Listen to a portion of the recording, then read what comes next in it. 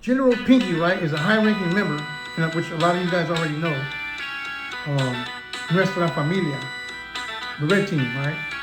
And he's actually from down south, right? Well, I know the man personally, right? Like personally, like face to face.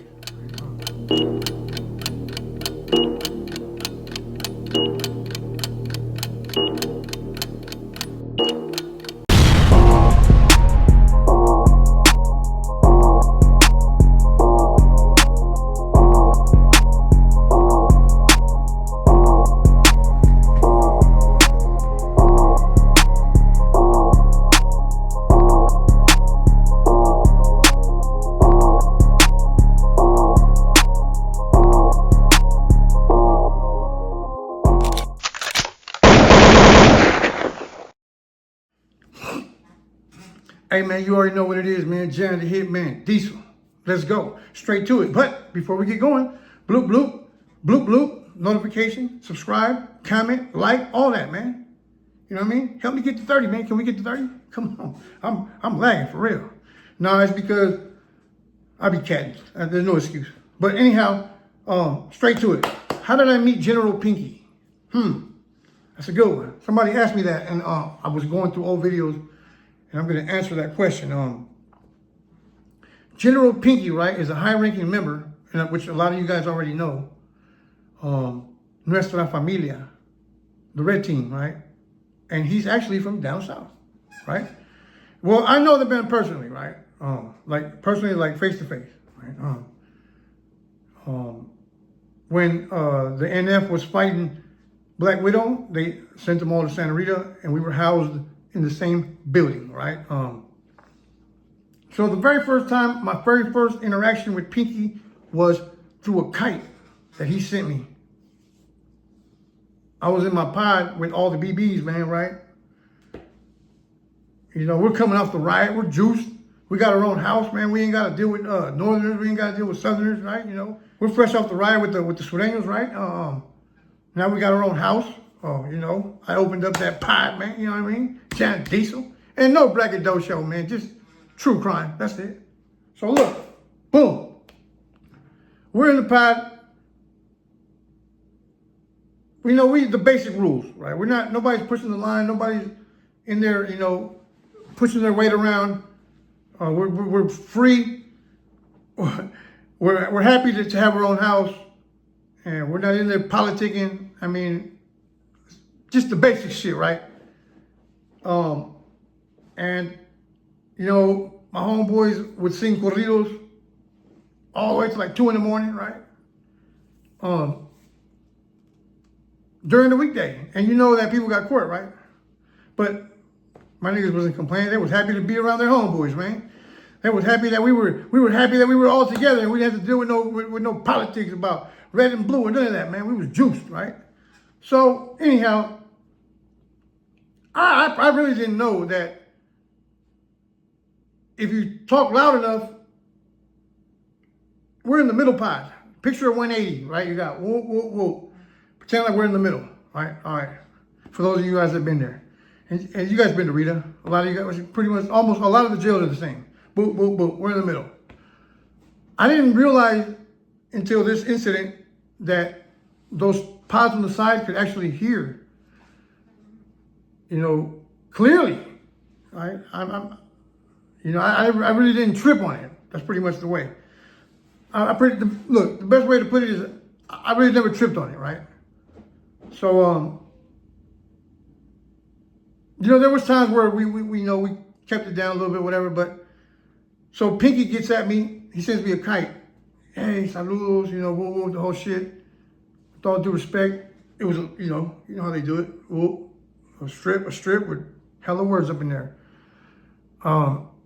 He said, hey man, can you guys keep it down? With all due respect, we got court tomorrow. We got a bunch of guys fighting for their life, and most of them dudes ain't never getting out anyways, man. But I mean, that's not how I responded, right? But yeah, we got a bunch of these dudes going to court, man. Appreciate if you guys can keep it down. And so I told my homeboys, I said, man, look, them dudes over there want us to tone it down a little bit.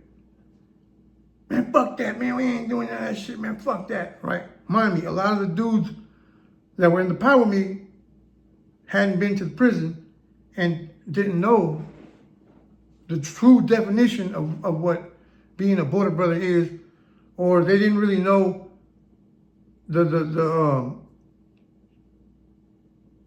how they really didn't know how serious an issue like this can be. That's pretty much how I can put it, because a lot of them hadn't been to prison, just juvenile hall and county. So when I told them that they had to keep it down, or well, let's try to keep it down, I never use this approach.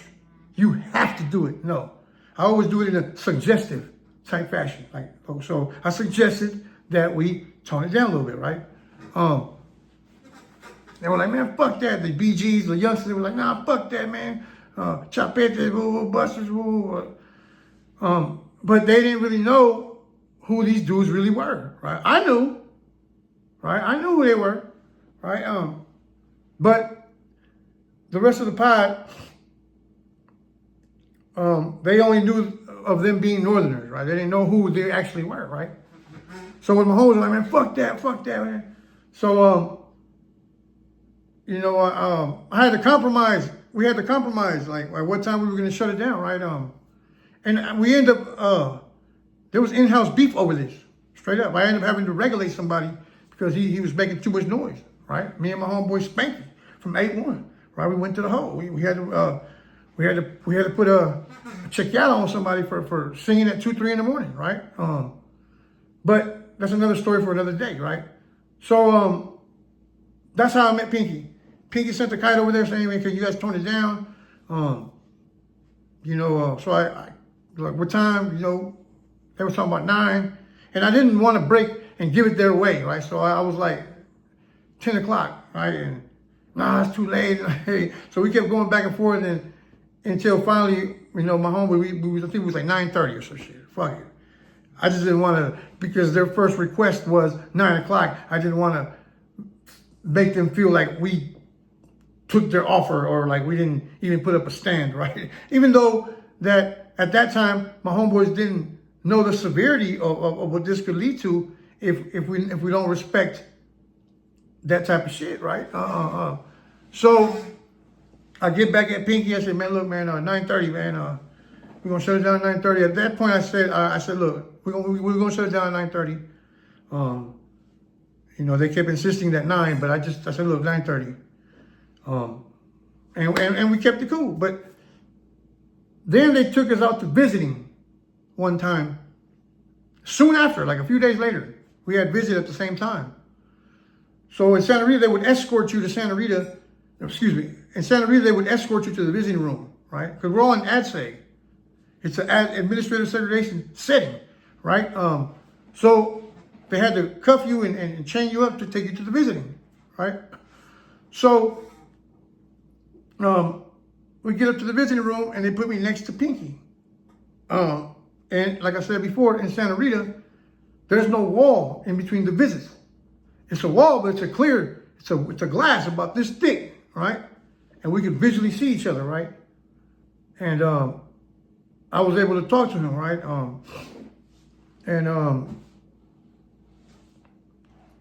I asked him why he sent me the kite. Why me? I asked him. I was curious. Why the kite comes directly towards me? He said because they had told him that if you wanted to talk to somebody over there, you wanted to talk to Juanillo, right?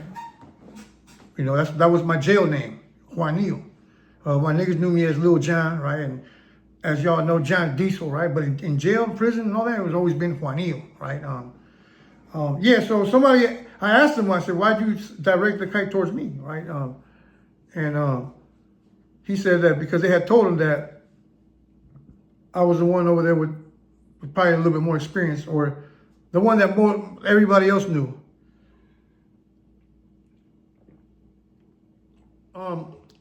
So after that visit, we had several more because I don't know if it was because of the last name. I don't know or the size, the section, the number. I don't know why was the reason, or maybe they were trying to record us. I don't know. But we never talked about anything crazy. Nah, nothing like that. Like nothing that's gonna get you some more time out of your shit. So, but they put us next to each other so they know, the police know that we would talk, right? But we weren't, like I said before, we didn't say anything off the wall or nothing, right? So that's how I met Pinky, right? And I actually ended up going to the hole and I landed in their pod.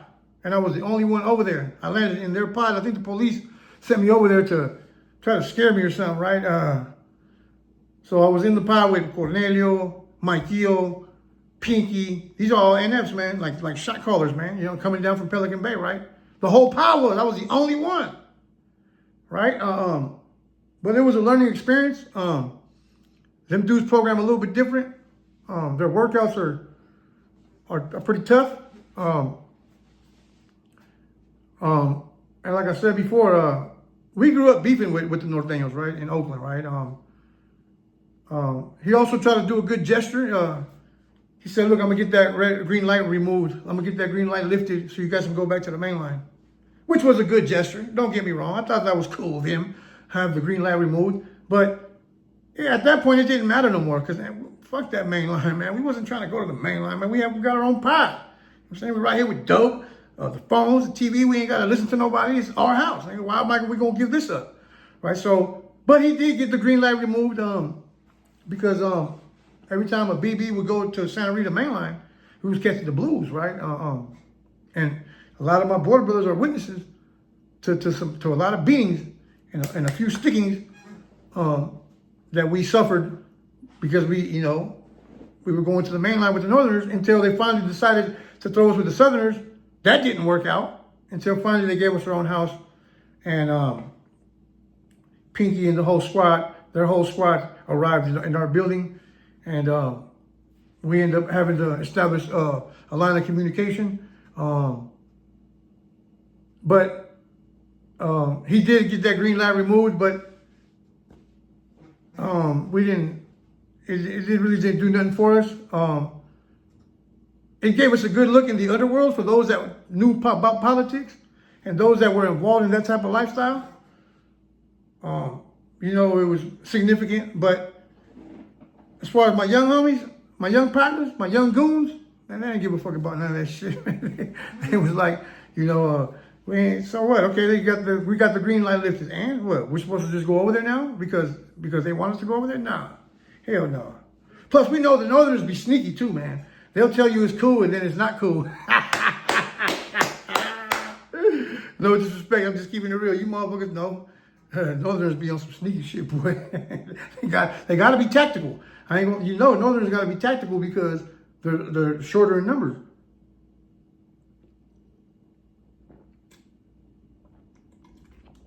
I'm drinking this like I'm drinking Pruno, right? Trying to inch away at it, right? But anyhow, so yeah, I met Pinky. A cool dude, man. I'm sure that he's heard that I've talked about him on a couple occasions, right? But I'm the last thing on them people's minds, right? They're in a situation where that's the end of the road, right there, ADX, and it used to be Pelican Bay, the shoe, but ADX, that's it. The only thing next is hell, burning in hell, or death, right? But I just wanted to do a little quick story on how I met Pinky, and that's it right there. That's how I met him, right? I'm gonna do some stories about some of the conversations we had and a couple of the ideas that he had in mind, and what kind of dude he was, man, and Cornelio and all them as well, right? The whole NF thing, right? I know a lot because, like I said, I was in the hole with them. They made me. The police threw me up in that motherfucker, right?